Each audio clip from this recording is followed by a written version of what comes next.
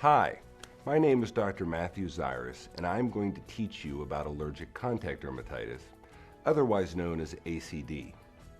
The results of your patch testing show that you have ACD. It's different than regular allergies to things like bee stings, penicillin, or hay fever from pollen. It occurs when your immune system starts to react to a chemical that is in a product or object that you may use at home or at work or almost anywhere. Symptoms of ACD usually include severe itching, flaking or cracking skin, redness or a rash, or even swelling or fluid-filled blisters. These symptoms start anywhere from hours to days after touching or using something you react to, even if you only use or touch it once for a few minutes. And they may last for weeks or months, even if you don't touch or use it again. It's very important to remember that ACD can be caused not just by things you use daily, but also by things you use just once in a while, even things you use just once a month. Examples of things that cause ACD are personal care products such as shampoos and cosmetics, metals and jewelry, sports equipment, and many, many other things. Fortunately, your patch test results will help pinpoint what things are causing it in you. Again, ACD develops when your immune system starts to react against something coming into contact with your skin. Now, everyone is born with an immune system that has the potential to react against these substances after a certain amount of exposure. At some point, you had enough cumulative exposure or exposure in the right way so that your immune system started to react.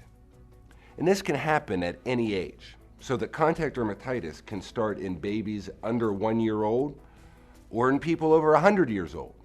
The point is that once your immune system starts to react, it will always react when exposed to the substance. Another big thing to keep in mind is that just because you didn't react to something in the past doesn't mean that you aren't reacting to it now. So I often hear patients say, I was using this product for a long time before the rash started, so it couldn't be causing the rash. This couldn't be more wrong. The longer you use a product, the more chances your immune system has to learn to recognize it, and so the more likely your immune system will start to react to it.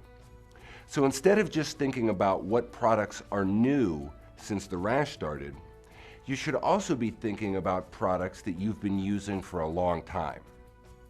Now, to pinpoint the specific substance that is causing your symptoms, a patch test is usually required, since it is the only way to find out what your immune system is reacting against.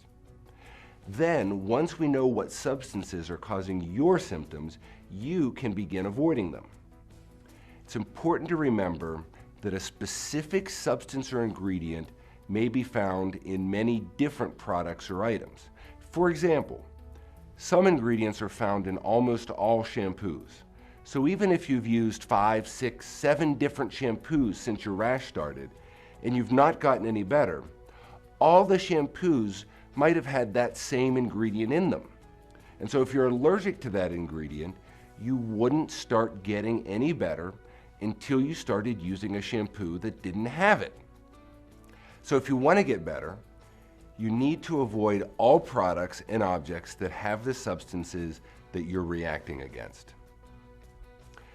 Even once you've started avoiding the specific chemical allergen, it may take months for your skin to fully heal. And unfortunately, in some cases, it's almost impossible to completely avoid a substance. And in these cases, the skin may get much better, but may not get completely better on its own. And so your doctor may prescribe medications to help with the healing process. Again, remember, once your skin is better, if you come in contact with the substance that caused your ACD, it can cause a setback in your skin's healing, and the symptoms can all come back. It's going to be this way for the rest of your life.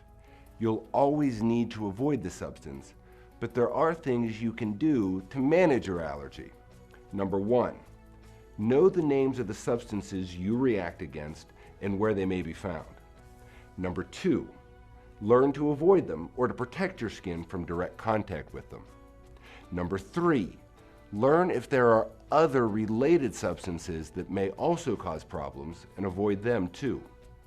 Number 4, if the substance is an ingredient in products, read labels to find products that don't have it. Number 5, it often helps to use the internet to look for products that don't have the substance you react against.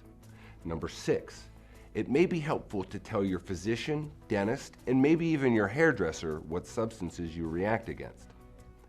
And number 7, if you must use or contact the substance, protect your skin by putting a protective layer between you and the substance. Coat the surface of the object or wear protective gloves and clothing, and minimize how long your skin is in contact with the substance.